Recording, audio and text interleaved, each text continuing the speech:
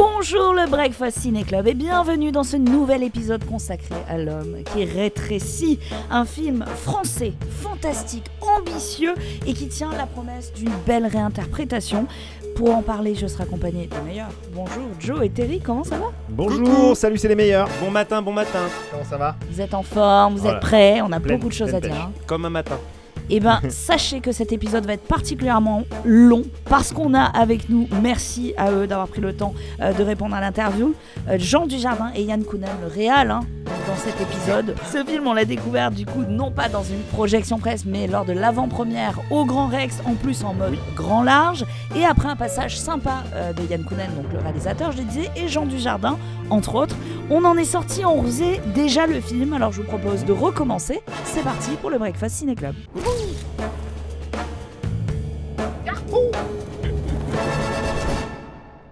Alors Joe, du coup, qu'est-ce que t'as aimé du film? Alors moi j'ai beaucoup aimé le film globalement, mais je m'y attendais un peu parce que justement à la réalisation il y a Yann Kounen dont je savais qu'il allait très probablement, connaissant le mec, conserver l'esprit très spirituel et un peu décalé du film de 57. Donc j'ai été hyper satisfait de retrouver un récit qui est vraiment réduit au strict minimum en fait. Beaucoup de moments très contemplatifs. Et ça, j'aime beaucoup ça au cinéma, j'aime beaucoup ça, parfois ça m'a un peu évoqué les jeux vidéo, tu sais, d'atmosphère où tu peux vraiment t'arrêter sur un panorama et tout. Il y avait un peu de ce truc là. Tu me l'as dit pendant le film, tu m'as dit du limbo. Ouais, j'ai trouvé qu'il y avait vraiment un héritage vidéoludique qui se voyait à l'écran.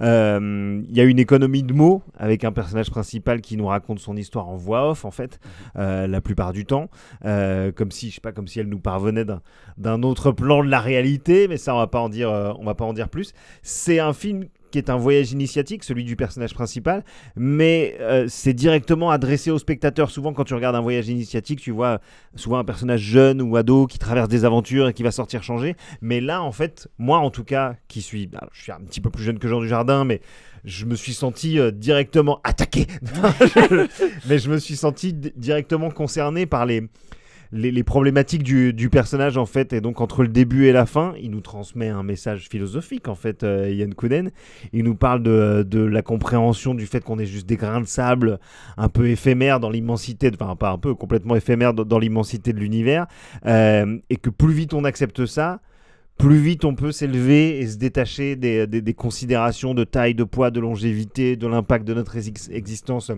sur la marche du monde. Donc quand on a assisté à l'avant-première du film dont tu parlais au Grand Rex, Yann Kounen il s'est adressé directement au public en nous conseillant de pas forcément chercher un film avec une progression classique, une trame scénaristique claire et tout, mais plutôt de nous laisser porter par le récit tel qu'il a été conçu, c'est-à-dire un peu comme un trip. Et sur moi, ça a complètement fonctionné, quoi. J'avoue que ça a fonctionné pour moi aussi, j'ai vraiment adoré, je vous l'ai dit en sortant. Ouais. Pour rappel, L'homme qui rétrécit, c'est un roman de Matheson sorti en 56, il a été adapté un an plus tard par Jack Arnold, donc en 57. Ça deviendra un film absolument culte. Alors avant de me lancer un peu plus loin dans une longue tirade, je vous propose de laisser la parole à Jean Dujardin et Yann Kounen. Comment ce projet est né? On écoute.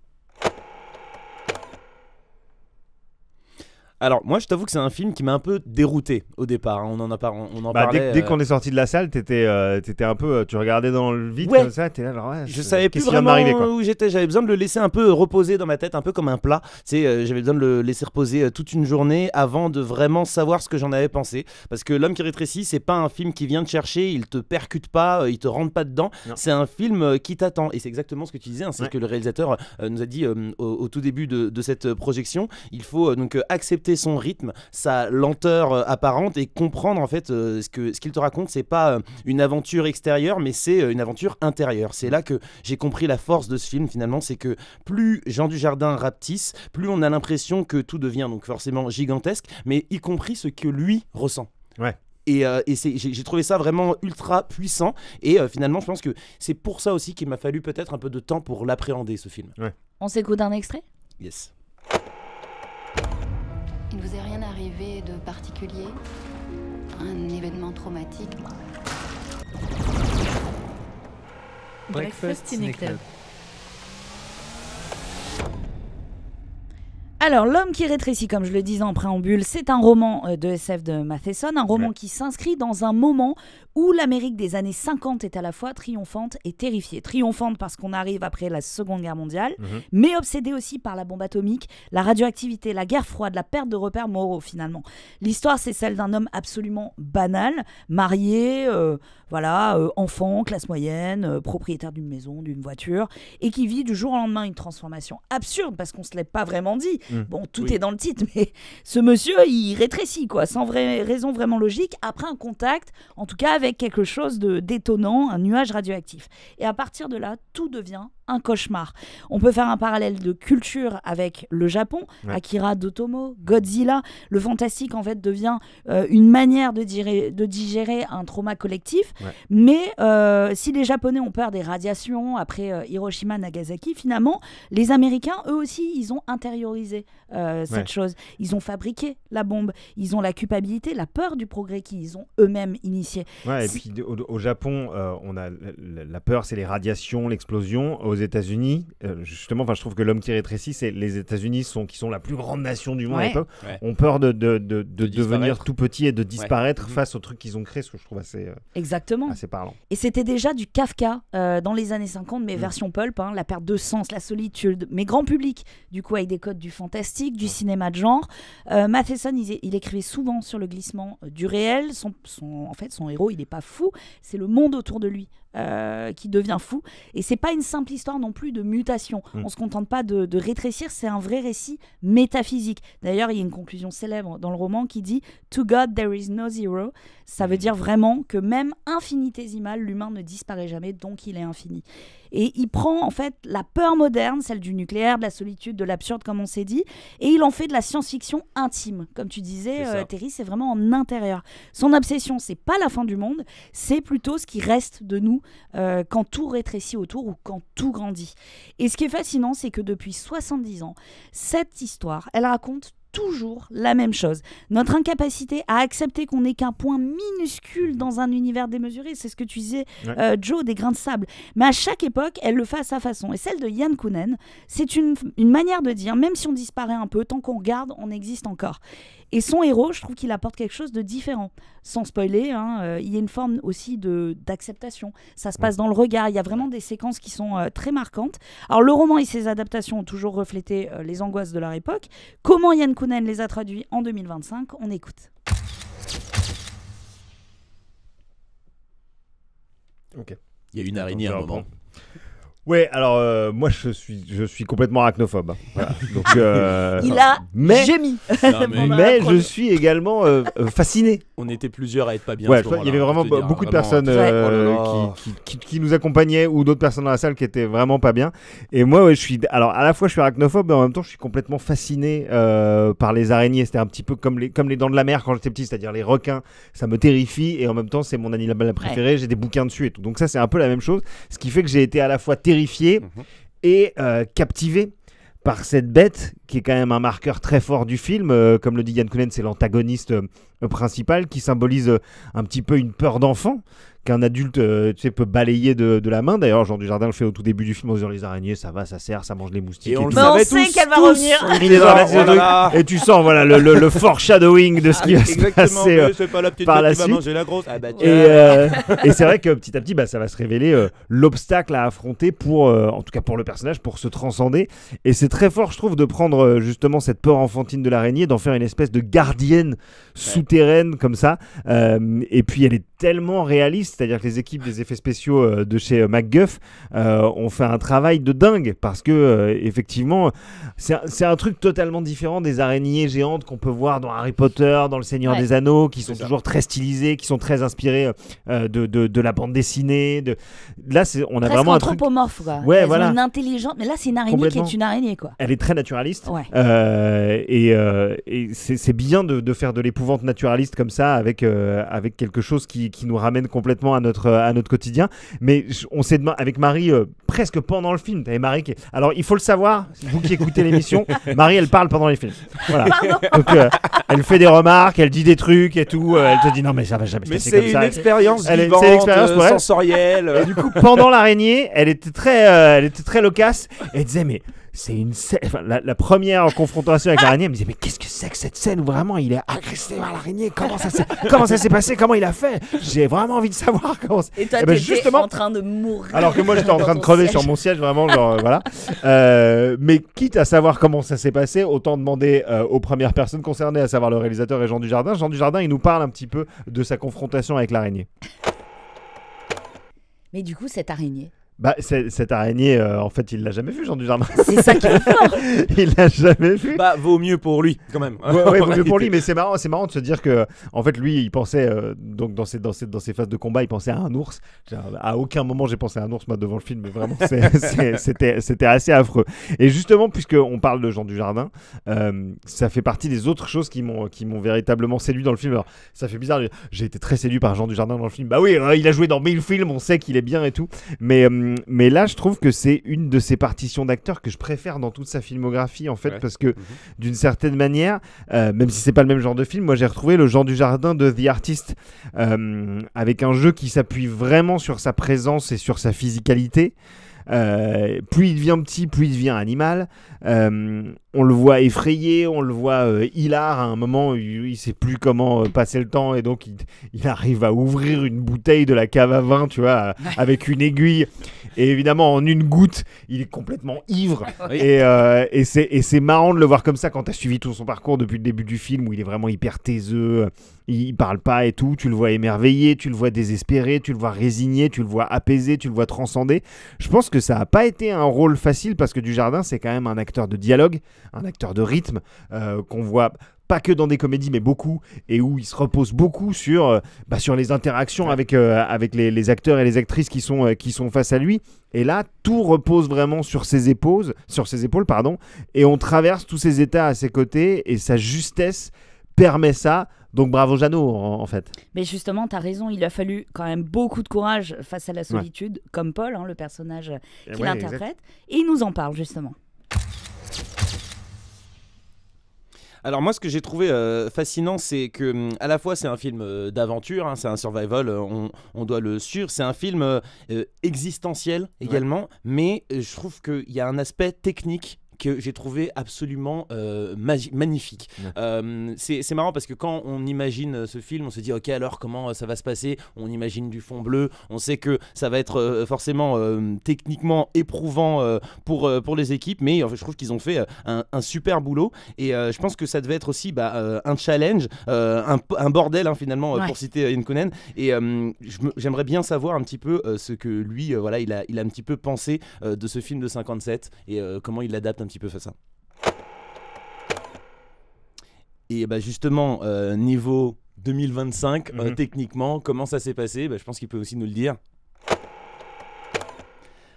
J'aimerais aussi parler de l'écriture, forcément, parce que là, on est certes, il y a de la technique, mais c'est aussi un film qui est assez multiple, parce que comme tu le disais, on voit Jean Dujardin se marrer, etc. Donc, il y a du comique, il y a de l'action, il y a de l'horreur, parce que oui, franchement, il y a des séquences qui étaient absolument terrifiantes. Et d'ailleurs, ce qui est drôle, c'est que c'est même pas forcément quand il affronte l'araignée qu'on a le plus peur, mais c'est avant. Bien sûr. C'est l'anticipation. Cette araignée est dans le coin. Tu sais, c'est comme quand tu joues à Resident Evil et que tu arrives au moment des araignées. Les vrais savent. tu les vois pas au début, t'entends juste. Qu'est-ce que c'est que ce truc? Il y a un plan comme ça. Tu le vois passer au loin, tu vois juste l'ombre de l'araignée. Tu dis. Moi j'ai pensé à Resident Evil immédiatement à ce moment-là. Mais c'est là où du coup Ian Counen est très fort. Et il cherche pas à faire du grand spectacle au sens hollywoodien du terme, mais en fait il construit un espace mental. On est tous enfermés dans ce sous-sol. On y est et c'est juste super flippé. Et donc c'est là où finalement dans la tête d'un homme qui se réduit, donc qui perd prise, qui a peur de disparaître, en fait on découvre qu'en touchant le fond, on peut être plus grand qu'il ne l'était. J'ai l'impression qu'à la fin il devient plus courageux, il devient plus grand, même si il est tout petit, mais il se découvre quelque chose. Et tu peux imaginer avec cette fin, je ne veux pas spoiler, mais tu peux l'imaginer qu'il va partir, il va faire quelque chose pour se redécouvrir une nouvelle personnalité, sachant que concrètement il n'est pas sorti de l'auberge. Mais voilà, j'ai trouvé qu'il était aussi plus touchant finalement. Non, c'est vrai, il y a un côté, il traversait la vie de manière assez automatique, et du jour au lendemain devoir survivre, le rapport s'inverse. On dirait que là, il doit survivre, alors certes, il doit survivre techniquement, mais il s'est mis aussi à vivre. Exactement, mais en fait, au début, quand j'ai vu le film, je me suis dit mince, il y a un truc de résignation qui me parle pas complètement, et en fait, je pense que plus que résignation, c'est vraiment l'acceptation et la transcendance qui sont au cœur de ce récit, et je trouve que c'est assez porteur d'espoir en fait. Je sais pas si espoir est le bon mot, mais en tout cas, ça t'invite à vraiment une réflexion sur la condition humaine. Parce qu'il le refuse. Et sur ce que tu penses être acquis dans ta perception de la nature, ta perception de l'environnement et tout. Je trouve que c'est hyper intéressant. C'est ce qu'on voit au début, il refuse sa condition, il ne l'accepte pas. Je suis là, je suis toujours là. Ouais. Et au fur et à mesure, en fait, il va accepter ce qui est en train de lui arriver. Il va pas se laisser faire, il va pas se laisser abattre. Et c'est dans ce sens-là où je trouve qu'il se découvre quelque chose. Il est bluffant, on en a parlé, hein, il est vraiment bluffant ce Jean Dujardin, et performance physique, et d'ailleurs niveau physique, ouais, ça y va. Quand même, hein. Il est là. J'ai tourné la tête plus d'une fois. J'étais genre, ok, d'accord, ok, solide. Et du coup, on a quand même traversé ce film en se disant plein de fois entre nous, parce que je suis pas la seule à parler en séance, hein. Alors, mais... pas moi. Oui, on a vu quand même plusieurs refs. Oui. On a vu plusieurs inspirations. Ouais. On s'est dit Seul au monde. Ouais. On a pensé au Studio Ghibli aussi. Au Studio Ghibli, il y a une scène extrêmement poétique. Il y a plusieurs moments où j'y ai pensé, mais il y a une scène extrêmement poétique autour d'un aquarium. On va pas la dévoiler complètement, mais où vraiment l'ombre de Miyazaki plane un peu, quoi. Complètement. Ouais. Et du coup, je me suis dit, est-ce qu'on va finalement pas poser la question à Yann Kounen sur les inspirations ? Alors, il nous raconte son cheminement quand il a accepté ce projet à part, de Hitchcock à la planète des singes. Je vous propose d'écouter. Et bon, j'ai quand même cette petite question que j'aime vous poser comme à chaque fois. Et d'ailleurs, je vous avais posé la question juste à la sortie de la séance. Finalement, on va le voir avec qui, ce film? C'est clair. T'emmènes qui? Tu y vas en famille, tu y vas en date, tu y vas avec des potes. Qu'est-ce que selon vous, qu'est-ce qu'on fait? Toi, déjà, commence. Justement, j'y vais avec une bande de potes. Même peut-être pas avec une bande de potes, j'y vais avec un ami. Tu sais, genre ce pote avec qui on fait un petit peu, on se pose, on refait le monde et tout. C'est exactement ce que tu as envie de faire. Une fois que tu as vu ce film, tu vas te poser, tu vas aller boire un verre, manger un morceau et tu vas refaire ce film. Une fois que que c'est bon, c'est fait, vous rentrez chez vous, vous allez dormir. Comme je t'ai dit, il faut le laisser mijoter un petit peu ce film, et après on en reparle le lendemain, on s'appelle. Moi en ce moment je suis vraiment dans la psychologie, la thérapie et tout ça, donc j'aurais tendance à dire allez voir ce film avec vous. Parce que c'est quand même un film qui propose certes du merveilleux, de l'aventure, mais au centre il y a un questionnement très actuel qui tient le truc. Les sujets du film, j'ai trouvé que moi c'était la santé mentale, la peur de l'abandon, la solitude. C'est un film qui me rappelle certains films européens des années 70 et 80 qui émerveillaient d'une manière très différente des blockbusters américains de l'époque et qui laissaient la poésie prendre le dessus. Et je trouve qu'il y a quelque chose de ça dans L'Homme qui rétrécit. C'est vraiment un film qui m'a accroché. Donc allez le voir, comme disait Yann Kounen à la projection, en vous laissant porter par la voix off de Jean Dujardin qui vous guide. Et si vous vous laissez choper, si le film parvient à vous embarquer, vous allez vivre un moment unique, mais que moi j'ai vécu un peu comme une sorte de bulle qui m'a permis de pousser un peu plus loin certaines réflexions que j'ai moi dans ma vie. Et voilà, donc je vous conseillerais, c'est bien d'aller voir des films à plein, mais allez le voir avec vous. Notre vie est passagère. Un film, c'est ce que nous sommes. On espère qu'on vous a donné envie. Partagez cet épisode sur les réseaux sociaux, parce que c'est pas tous les jours quand même qu'on a Jean Dujardin et Yann Kounen dans les oreilles. Non, mais c'est vrai que c'était un épisode très long. On avait beaucoup de choses à dire. Je trouve que alors que le film n'est pas très long. Il n'est pas très long, c'est hyper accessible. Ça fait partie des choses qu'il faut savoir. Vous partez pas pour 2h50 de film. Non. Voilà, je vous le dis. Du coup, c'est agréable, ça passe tout seul. Ça passe tout seul, et c'est un film qui tient toutes ses promesses, qui fait vraiment la part belle aussi à tout ce qu'on est capable de faire en France, dans le cinéma français. Exactement. Il y a un savoir-faire. Il y a un savoir-faire, voilà. Et on n'a pas à le dire finalement côté d'Hollywood. Donc je vous propose vraiment d'aller au cinéma, et je vous dis à très vite dans un épisode du Breakfast in a Club. Qui va pas plaire à Terry. Oh là là là là là, encore là, des trucs qui font peur et tout. Non, mais c'est pas sympa, les gars. L'avalanche, mon pote. Oh là là, l'araignée, c'était rien. c'est rien du tout. Mais oui, en plus, tu vas avoir peur d'un téléphone, mon gars. C'est trop. Non, mais je suis terrorisé. J'ai très très peur de cet épisode. J'ai peur, même pas juste des films, surtout de l'épisode, quoi. Et bon, on se dit à très vite pour ce nouvel épisode. Bye bye. Ciao.